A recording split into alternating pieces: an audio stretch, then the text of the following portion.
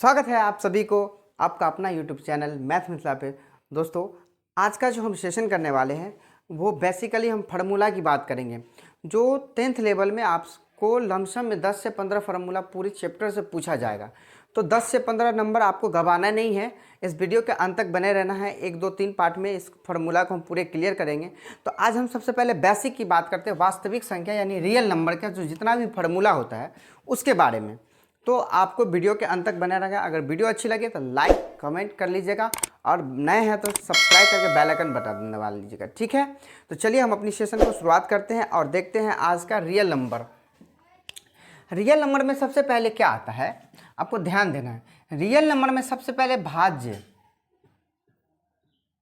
बराबर भाजक गुने भागफल प्लस शेष, इतना आपको याद रखना होगा। अब इतना याद रखने के बाद हो सकता है कि कहीं कहीं आपसे पूछ दे कि हमें आप शेषफल बराबर बताइए क्या होगा। तो शेषफल बराबर क्या हो जाएगा, शेषफल बराबर ध्यान देंगे, शेषफल बराबर होगा भाज्य। अब देखिए भाज्य तो हो गया और नीचा में सीधा सा आपका क्या हो जाएगा, ये पूछे हैं ये दोनों एक साथ है, गुना में है, ये दोनों को सीधा सा नीचे कर दीजिए, आपका आंसर कंप्लीट हो जाएगा। ठीक, तो इस तरीका से, लेकिन आपको इतना नहीं पूछेगा क्या, ये ध्यान देंगे, भाज्य बराबर भाज्य गुने भागफल प्लस शेष। अब एक कंडीशन ये आता है यहाँ, ध्यान देंगे आप, एक कंडीशन आपको ये यहाँ आएगा। अब हम कहाँ से समझेंगे कि कौन भाज्य है, कौन भागफल है, कौन शेषफल है, कौन क्या है। तो चलिए इस वीडियो के अंत तक बने रहना है, आप लोग को भागना नहीं है। और हम बताते हैं कि आज कैसे इस बेसिकली को समझेंगे। इसका नाम दोस्तों होता है भाजक। क्या होता है, भाजक। इसका नाम होता है, यहाँ जो भी नंबर देगा भाज्य, और यहाँ जो आएगा उसका नाम भागफल, और नीचे जो आएगा उसका नाम शेषफल। अब एक चीज आपको ध्यान रखना, याद रहे, कभी भी भाजक से हमेशा शेषफल या तो पूरा पूरा कट जाएगा या इससे छोटा होगा। आपको याद रखना है, क्या बोले हम अभी, भाजक से हमेशा नीचे वाला शेषफल या तो 0 होगा या नहीं तो भाजक से कम होगा, इतना याद रखना। अब हमारे गणितज्ञ ने 10th के जो बेसिकली फार्मूला के हिसाब से एल्गोरिथम बनाते हैं हम, उसमें हमारे यूक्लिड विभाजन साहब ने लगाए थे फार्मूला। वो ये फार्मूला लगाए थे कि इसका नाम रख दिए थे B और इसका नाम रख दिए A, इसका नाम रख दिए Q और इसका नाम रख दिए R। वहीं से एक फार्मूला बना था A बराबर BQ प्लस R। अब हम अभी बता दिए आपको कि ये B से हमेशा क्या होगा, ये छोटा होगा या इक्वल हो सकता है। इक्वल मतलब कट जाएगा, समझ रहे बात। इक्वल मतलब बराबर में ही आएगा, बराबर में आएगा तो कटेगा। तो इस तरीका से आपको ध्यान रखना है कि इसके अकॉर्डिंग हमेशा रिमाइंडर क्या होगा, छोटा। समझ रहे बात। वीडियो अच्छी लग रही है तो लाइक कर लीजिए। तो यहाँ तक हम समझ गए। इसके बाद हमारे गणितज्ञ सर ने लगाए थे कि यूक्लिड विभाजन सर ने, कि इसी पे आधारित हम एल्गोरिथम विधि से हल करेंगे सवाल को। तो वो हम बनाएंगे तो भाग विधि से, लेकिन इसका प्रयोग हम कैसे करेंगे, जैसे अब मान लीजिए हमको इसको बनाना है एल्गोरिथम विधि से या फिर भागे विधि से। तो 9 का 9, 12 में से 9 गया 3। अब गणितज्ञ ने इसको प्रूफ करने के लिए क्या किए थे, प्रूफ करने के लिए कि इसके मान के इसके इक्वल करके देखे कि क्या जो मैंने फार्मूला लगाया वो सही है या गलत है। तो A बराबर हमने अभी क्या बोला, भाज्य, तो A के जगह 12 है, 12 रख दीजिए। B इसके बीच में गुना है, तो B अभी हमने किसको माना, 9 को, तो 9 यहाँ रखिए। Q कितना आया है आपका, 1, तो 1 रखिए। रिमाइंडर शेष आपका कितना आ गया, शेष 3 को। अब हम इन दोनों को इक्वल करेंगे तो 9 का 9, 9 में 3 जोड़ देंगे तो 12।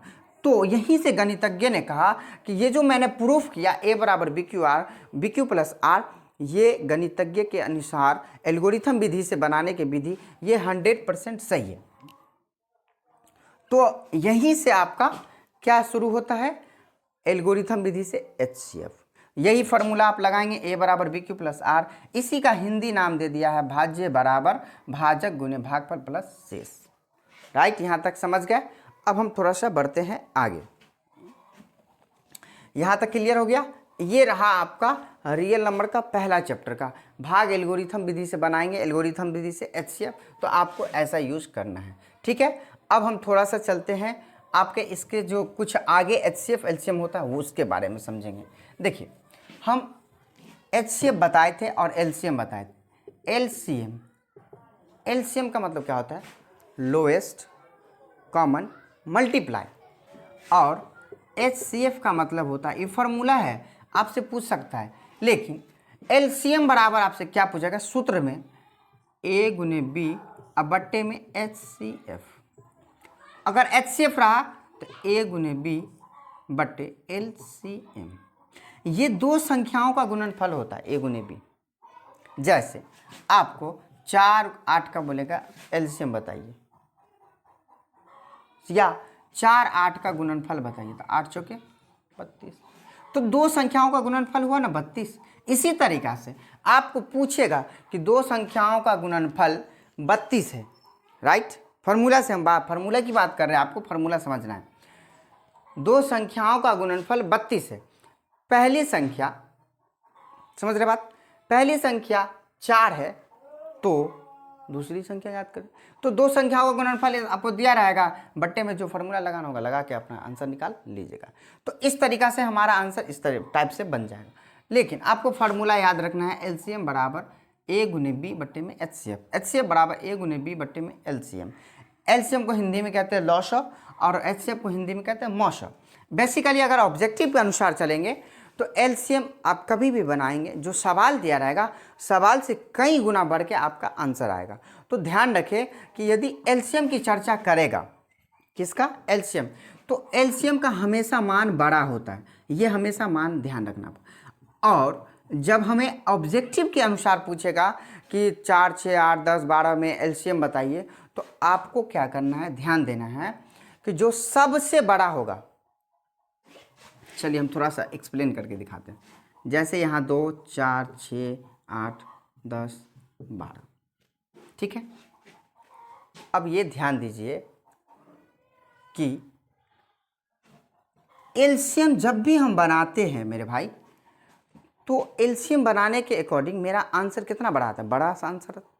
तो आपको क्या करना है, इन सभी में से सबसे जो बड़ा होगा उसको छांट लीजिए। ये बड़ा है, बड़ा को छांट लिए।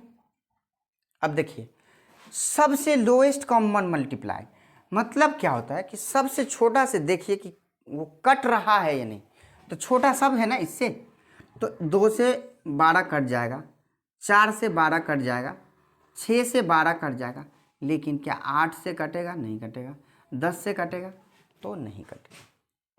इस तरीका से हम चलते हैं। 24 12 का खत्म हो गया, 12 का अगर नहीं कट रहा है तो जो बड़ा है ना उसी का पहाड़ा आपको पढ़ना है, समझ रहे बात। 12 8 96, 12 8 96 नहीं कटेगा। लेकिन अगर 120 आप दे रहे हैं तो सभी संख्या से वो 120 कट रहा है, तो इस तरीका से आपका जो LCM होगा वो 120 का होगा, समझ रहे बात। अब एक फार्मूला आता है, अब फार्मूला देखिए, अब फार्मूला आता है आपका कि दो संख्याओं का गुणनफल बराबर, दो संख्याओं का गुणनफल बराबर HCF गुने LCM। ये रहा, आपको इतना सा आपको फार्मूला HCF LCM के माध्यम से आ सकता है। राइट, यहाँ तक क्लियर। अब हम बात कर लेते हैं, थोड़ा सा बहुपद की ओर चलते हैं, ठीक है। ध्यान देंगे यहाँ पे, ये आपका LCM HCF खत्म हुआ। रियल नंबर का पहला चैप्टर जो एल्गोरिथम विधि से था HCF निकालना, उसके बारे में मैंने बता दिया, फार्मूला आपको याद रखना है। तो अब हम चलते हैं थोड़ा सा पोलिनोमियल्स पे, यानी बहुपद पे, ठीक है।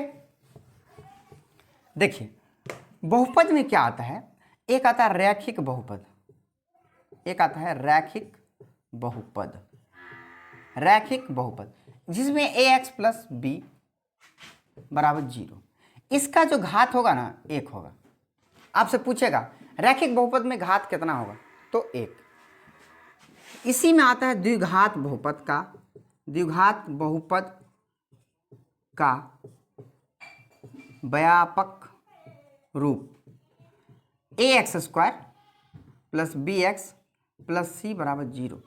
इसमें आपसे पूछेगा घात, तो आप क्या कहेंगे, घात इसका 2 है, ठीक है। इसी तरीका से त्रिघात का पूछेगा आपसे, त्रिघात का, तो क्या हो जाएगा ax cube plus bx square plus cx plus d बराबर 0। यानी इस तरीका से इसका भी आपका घात जो होगा वो क्या होगा, 3 होगा, यानी x का मान 3। त्रिघात में 3, द्विघात में 2। अब हम बात कर लेते हैं, आपसे पूछेगा ऑब्जेक्टिव में आएगा कि द्विघात बहुपद का व्यापक रूप में घात का मान कितना होगा, तो घात का मान कितना हो जाएगा, x बराबर 2। त्रिघात बहुपद में, त्रिघात बहुपद में उसका व्यापक रूप में त्रिघात का घात कितना होगा, तो क्या कहेंगे आप, 3 होगा।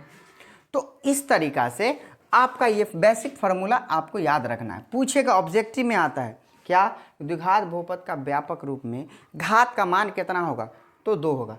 त्रिघात बहुपद के व्यापक रूप में त्रिघात का घात का मान कितना होगा, तो त्रिघात में घात का मान कितना होगा, 3 होगा।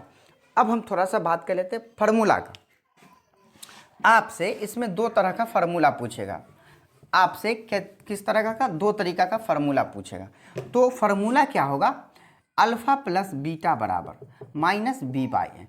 इसे हम हिंदी में कहते हैं शून्यकों का योग। क्या कहते हैं, शून्यकों का योग, इसको कहते हैं शून्यकों का योग।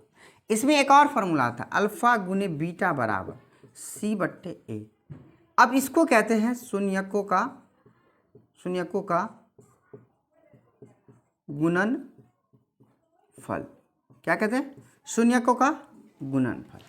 तो इस तरीका से ये आपका फार्मूला पूछेगा शून्यकों का योग बराबर क्या होगा, तो आपको ऑप्शन में ऐसा दिखने को मिलेगा माइनस बी, सी का बी का मान में दे देगा माइनस बी बाई सी, और सी में कुछ भी दे सकता है माइनस बी बाई ए। तो जो आपका फार्मूला हो वो आपको फार्मूला अटैच करना है।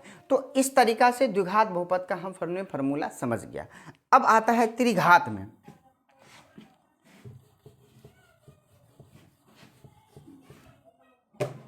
त्रिघात में आता है अल्फा प्लस बीटा प्लस